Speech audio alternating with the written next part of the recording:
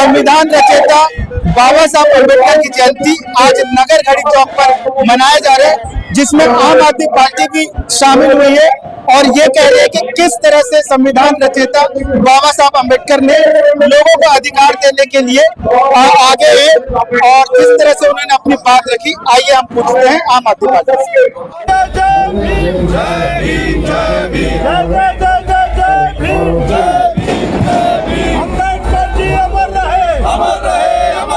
संविधान निर्माता अम्बेडकर जी अमर रहे, भारत माता की जय, भारत माता। हम आशा करते हैं कि उनके सपनों को पूरा करने का काम सभी राजनीतिक दल करेंगे, जिस प्रकार से आम आदमी पार्टी ने पंजाब और दिल्ली में करके दिखाया है।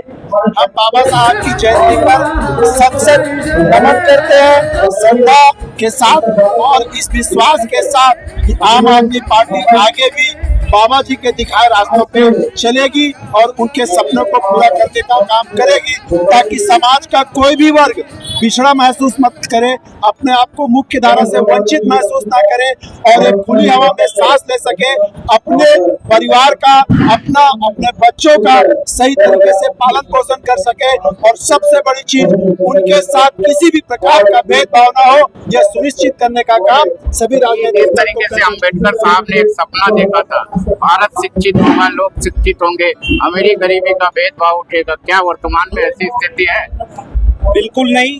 बाबा साहब ने जो संविधान में जो प्रावधान किए थे, जो संविधान बना के देश की जनता को जो दिए हैं, लोकसभा में हमारे जो नेता चुन के जाते हैं, लेकिन क्या है कि बाबा साहब ने बोले थे कि ऐसे आदमी के हाथ में जब सत्ता सरकार होगी जो संविधान का अक्षरता से पालन नहीं करेंगे तो ये संविधान कोई इसकी उतनी महत्वता नहीं है। संविधान में बाबा साहब ने प्रत्येक नागरिकों को मौलिक अधिकार दिया और जो देश की आज़ादी के बाद जो लोग वंचित थे, शोषित थे, सामाजिक असमानता थी, आर्थिक असमानता थी, उसको दूर करने के लिए बाबा साहब ने भी एक विशेष प्रावधान करके देश के नागरिकों को एक मुख्य धारा में लाने का प्रयास करने का काम किया। लेकिन आज भी आप देखेंगे कि आज भी लोग जो है वंचित और शोषित हैं। आज शादी करते हैं, आप देखेंगे यूपी और बिहार में आज ऐसी स्थिति है कि आज आधुनिक भारत, बड़ी शर्म की बात है कि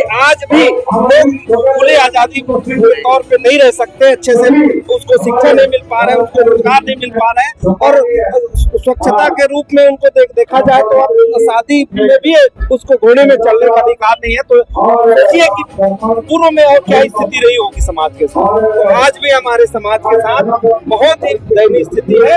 इनको मात्र जो है हमारी जो आम आदमी पार्टी की सरकार है, उसको जो समानता के अधिकार को जो है बाबा साहब के सपना को पूरा करने के लिए प्रयास किए हैं, जो काम किए हैं शिक्षा और स्वास्थ्य सुविधा को लेके और तमाम जो वंचित शोषित वर्ग को जो है एक धारा में लाने का जो बाबा साहब के सपना को साकार करने का काम अरविंद केजरीवाल ने किया है।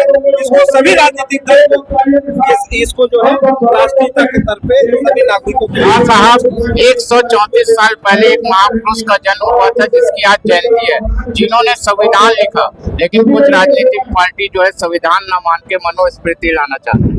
भीमराव अम्बेडकर जी अमर रहे की भावना के साथ आज 14 अप्रैल को भारत रत्न डॉक्टर भीमराव अम्बेडकर जी की 134 जयंती पर उनके प्रतिमा के सामने मैं ये कहना चाह रहा हूँ कि वास्तव में आज भीमराव अम्बेडकर जी की इस भारत में जरूरत है।